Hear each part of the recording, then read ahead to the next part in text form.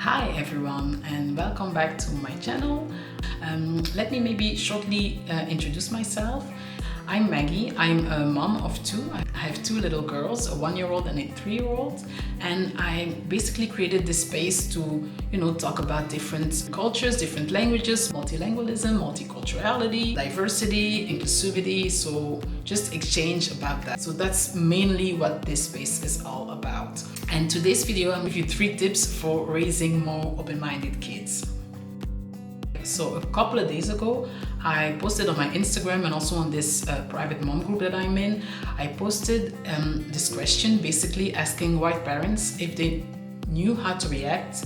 So basically, if you're in a grocery store or in a public space with your kids and your kid starts, pointing at someone and be like, mom, this, that, mom or dad, this lady is brown. Do you actually know how to react? So that was my question. Do you know how to react?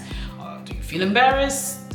Do you have those conversations with your kids? So I asked white parents how they dealt with that situation. My goal with asking that question was, first of all, I was curious about what is the people's thought process in that situation. Do they have those conversations with their kids? So I was really curious to know that, firstly.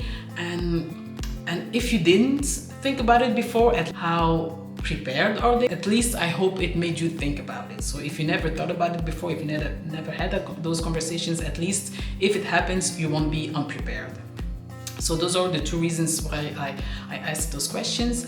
And a couple of you asked me for my preferred reaction. So I'm just gonna tell you. I just want to preface this by saying I don't speak for all people of color. I only speak for me. This is just my opinion. And the reactions that I saw, I really love the ones where, basically people were just like, yes. So if the lady, if it's me, and I'm actually, my skin is actually brown, which it is, just, agree with the kid. Yeah, she's brown, and also, I also liked just be truthful about it. If the kid is correct, the kid is correct. Don't be weirded out. Don't be embarrassed. Just, agree with them. And also, I also liked when people were like, maybe I would ask them, do you want to go and say hi? Or I would look, or I would probably just smile, or I love those reactions where you just, treat people like they're people. So those are those are personally the reactions that I preferred. I don't think that there's one perfect way to react, other than just, treat people like the people. Just be respectful and use it as a teachable moment for your kid. So I think that's the basics. Okay, that's it about the post. So let me get into the tips. Tip number 1 for raising more open-minded kids. If you're in a situation when your kid asks you a question about, something that you weren't prepared, a conversation that you didn't have, basically don't feel embarrassed, don't feel bad, don't feel ashamed, don't start to hide, just stay calm and create a space where they're allowed to ask questions, because they actually really don't know, and let them know it's okay to ask questions, even though you don't know the answers, because I really get it that you can feel some type of way, especially in a public space where you feel all the eyes on you and you feel like, okay, I wasn't prepared for this moment, I didn't know this was gonna happen. So I totally get that feeling, but still try to create a space where the kid is allowed to be curious and to ask questions, even though you don't have the answers, you can figure it out, or you can tell them, I really don't know, let's figure it out, later together, let's look it up, let's try to find answers. That's way better than just hushing them and be like, oh, don't ask this question, and feeling embarrassed and create tension about the situation. So create a space, an open space that welcomes questions and curiosity. So that's the first tip. Okay, secondly, try to give them correct information. So try to use, facts, try to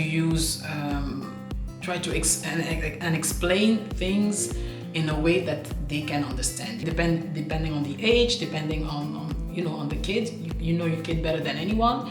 Keep it factual and and give as much information as you can for them to actually understand. And I really think that this can also apply to different abilities or people with physical traits that the kid is just not used to see in their own circle. This could be, I don't know, a headscarf. This could be a wheelchair, someone with a disability, families with same-sex parents. This could be, a lot of different things. So try to give them, factual information.